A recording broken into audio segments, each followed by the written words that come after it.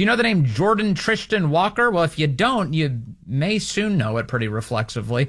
He's becoming very famous very quickly because he is a Pfizer director of research and development who was just caught on hidden camera talking about how the company is doing work to mutate COVID via something called directed evolution in order for the company to make more drugs for you. Take a listen to this. Project Veritas caught this audio. Pfizer ultimately is thinking about mutating COVID? Well, that is not what we say to the public. No, don't tell anyone this. You gotta publish, don't tell anyone. You gotta publish, don't tell anyone. Hey, we're exploring, like, no, you know how the virus keeps mutating? Yeah. Well, one of the things we're exploring is, like, why don't we just mutate it ourselves so we can create actively develop new vaccines, right? So we have to do that. If we're going to do that, though, there's a risk of, like, as you could imagine, no one wants to be having a pharma company mutating viruses. You have to be, like, very controlled to make sure that this virus that you mutate doesn't create something that, like, you know, it goes everywhere. Something crazy. Is the way that the virus started and moving on. To be honest, like, it makes no sense if this virus popped out of nowhere. Like, yeah, I know. Yeah, so apparently we've jumped from the pages of a sci-fi novel to real life, and here we are. The man behind Project Veritas, who we always enjoy talking to and always appreciate his journalism, joins us now, is James O'Keefe. He's the founder of Project Veritas and the author of American Muckraker. James, good to talk to you, sir. Hey, Vince, great to be with you. Tell me about Jordan Tristan Walker. He's a director. There are people who are higher up than him at the company, but he's a real deal guy, isn't he? Yeah, this is a guy that is a mid-level director, 3 steps below the CEO. He's got a doctorate. There's a lot of reports been circulating that this is not a real person. This is a real person. In fact, we've obtained internal Pfizer documents showing that he's a real person. In fact, we've obtained the staff chart for Pfizer internally, and so we know that he actually works there. He works on the mRNA scientific planning, and he talks about experimenting with animals. This video, Vince, is the most watched video in the history of Project Veritas. It's got some 13 million views right now out there alone. It's become an internet phenomenon. Pfizer has not officially responded. We've called for comment. However, we have disabled their comment section on TikTok and other medium, which is very indicative and illustrative of how seriously they're taking that. And there's more to come. We have another one coming out in just a couple hours from now. Well, I'm not surprised. Pfizer's moving to censor internet spaces yet again. They had at least one of their executives working to censor people on Twitter throughout the pandemic who expressed that natural immunity might have been good for you. I have noticed that quite a few of this guy's own social media pages are disappearing from the internet as we speak. Yep, that's right. And he, people are doing some deep dives on his background. He apparently went to Yale, got his medical degree in Texas, has been working for a number of years. He's not a low-level guy. I had an encounter with him 2 nights ago. We're producing that and putting that out imminently, and it's one of the more riveting and bizarre encounters. One of the things that he'd say to me was that he is trying to help people. So some confirmation there that they're doing the right thing. And also spoke to his supervisor, his colleague, but no one will talk to us. And, part of the problem, Vince, is that a lot of the media companies there have corporate advertising. They're brought to you by Pfizer. That's what you hear on commercials. Yeah. So it's really important for there to be independent journalism, which is what Project Veritas does. So I'm trying to figure out, what all of this science is. So he claims in the video that Pfizer is it your understanding that this is actively happening, or it's something that Pfizer is planning to do directed evolution of these viruses? He's talking about that it's something that they're actively planning, and they're having meetings discussing, and they're, quote, exploring why don't we just mutate COVID ourselves so we could create new vaccines. Quote, if we're to do that, there's a risk of, as you can imagine, having a pharma company making effing viruses. And then he says, quote, please don't tell anybody, promise me that you won't tell anybody. And they talk about how they put the virus in monkeys and cause them to keep infecting each other, and talks about how you have to do this in a very controlled environment. Yes. When you mutate this, so it doesn't go everywhere. And then he also confirms, this mid-level Pfizer executive, that the virus, he believes the virus started in Wuhan. So a lot of these people will say things privately. We've seen this before. Right. We've seen a number of these, but they just won't say it publicly. Well, putting the viruses back and forth between two different mammals over and over and over again does sound awfully familiar, because that was kind of the arrangement going on in the Wuhan Institute of Virology. They called it passaging, and they were using mice with humanized lungs in order to conduct what we know now as gain-of-function research. But in this video that you've gathered, in the undercover video, he claims that this is somehow different than gain-of-function. It's not the same? Yeah, it's sort of a word game. And I was on Twitter Space last night. I'll probably start another one tonight after I release this next video. And it seems like they're saying it's not gain-of-function. They're calling it directed evolution. But a lot of the doctors that we interviewed basically said that it is gain-of-function. But a lot of our subjects believe that they just change the language of what they're doing.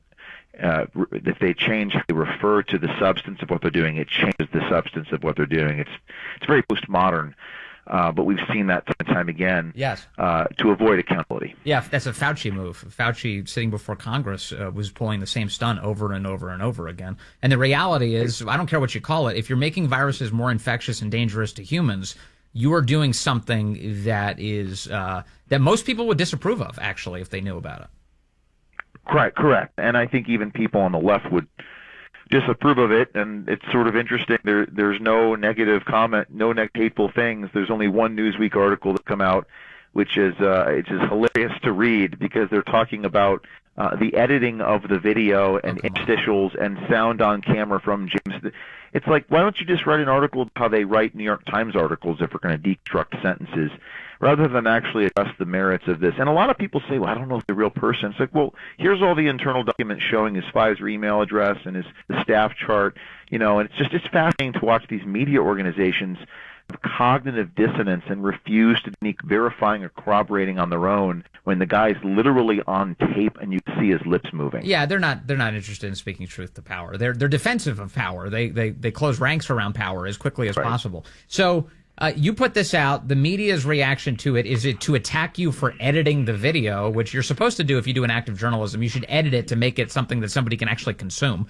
And here you are doing that very thing. And this came out what time yesterday? This was late last night, around 7, 8 o'clock? Yeah, it came out at 8 o'clock. It's currently 3:45. It's got some 12.5 million views on Twitter. Most watched video ever. Most engaged tweet ever, at least us, and that's saying something. And I would say the media reaction has been wasn't The Guardian. It was Mail Online. Daily Mail put up an article, then took it down. I think there has been some concern that not a real human being. It's almost hard to believe that a big pharma executive would say these things, but he did. We stand by our reporting, and you will see my encounter with him imminently. It's one of the most riveting things you'll ever see. He got aggressive. He attacked the cameraman. He smashed the iPad on the floor and much more. And that really tells you a lot. When you say he attacked, you're talking about a physical assault or something. There was a physical altercation with our security detail and him, and it's something, and it's coming out shortly, and I hope that makes journalists interested in actually doing work. I think we're at a crossroads. We're at a turning point, whatever you want to call it. The pendulum is, I think, swinging back, because I think people are interested in this sort of journalism. They're more interested in this sort of journalism than in corporate media covering up for those in power. That's really not interesting anymore, I think, to most people. Well, this is why the left really hates Elon Musk being at the head of Twitter. The fact is, your video is still up. It remains unmolested at this hour, which is a good thing. People can see it. It's getting tens of millions of views.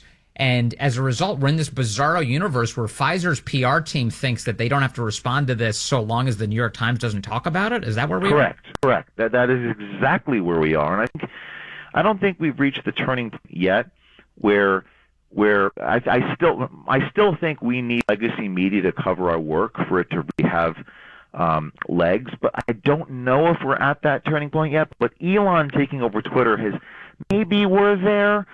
Most people consume their information from Twitter, Instagram, YouTube, and those sort of places. So we might be there, but those companies, those corporations, those government agencies, they just have this veneer and cognitive dissonance where as long as the New York Times isn't asking them to comment, they think they can ignore it.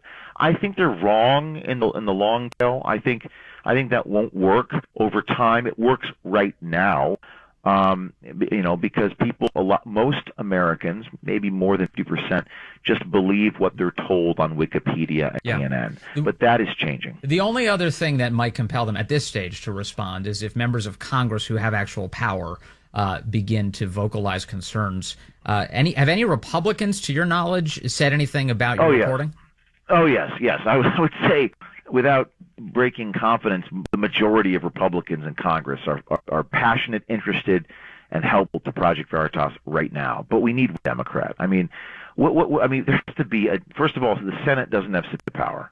I mean, the House might, and Congress has enumerated powers. They can do all sorts of things with the government and with agencies and with corporations. But I mean, my goal is to have a couple Democrats go, "This is outrageous." Right? We've had local politicians do it, but come on. I mean, I don't even care what your view is on the vaccine or Pfizer or any of that. I don't care what political views are. It's wrong to lie to your consumers and to admit you are doing that. It's wrong to say, I am lying and I am hiding this from the public. I mean, the arrogance, the lack of introspection, the narcissism on display here, I think that everyone should be against that. And we need at least one Democrat, I know that this is broadcast in Washington, D.C., to come out and say this is wrong. That's where we're going to make progress. Yeah, I mean, Pfizer has maintained this very cozy relationship with the government. Because especially, look, I mean, they're making all their money off of the COVID vaccine. And they're able to get free advertising. The government pays for all the advertising, no side effects listed. They're able to push the jab all over the place. The government mandates doing the very same thing, helping Pfizer's bottom line. It's definitely enriched them as a company. Remember, going back to the election, the 2020 election, Pfizer withheld efficacy data until the election was concluded, released it right after the election to say, yeah, actually the vaccine's great. The vaccine that Donald Trump had put so much effort into helping to support while he was president of the United States via Operation Warp Speed, they didn't even release the efficacy data until the election was over.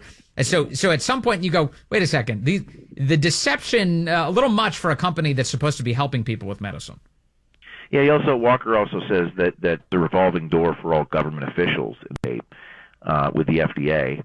He says, quote, "It's pretty good for the industry. It's bad for everyone else in America." What an extraordinary confession by this Pfizer executive. Quote, "Great for us. It's horrible for Americans." And he says, when the regulators reviewing our drugs know, this is a direct quote, that once they stop regulating, they're going to work for the company. Yes. They're not going to be as hard towards the company that's given them a job. What an admission. And that's why we need more videos like this and whistleblowers. That James O'Keefe, that's exactly how we got the opioid crisis. The FDA signed off on Purdue Pharma's OxyContin drug and soft pedaled the addiction risk. And then the guy who was in charge of that went and worked for Purdue Pharma after he left the government. I mean, it is just, it's exactly that arrangement. I'll leave your audience this. We're a nonprofit, tax-deductible organization. I hope you donate to Project Veritas. We take no advertising money. We're not brought to you by Pfizer. We're not brought to you by anybody. No one tells us what to do. So I hope you donate, but I also hope people understand that this is not a political story. Everyone's got their tribal political views against for the vaccine. I don't really have a perspective on. I'm not a scientist or a doctor. I'm a journalist. It's wrong to lie to people. It's wrong to lie to the public. You have that much power. Just be honest is all I ask. And that's why I think this is not a political story. This is a story about lying to the people.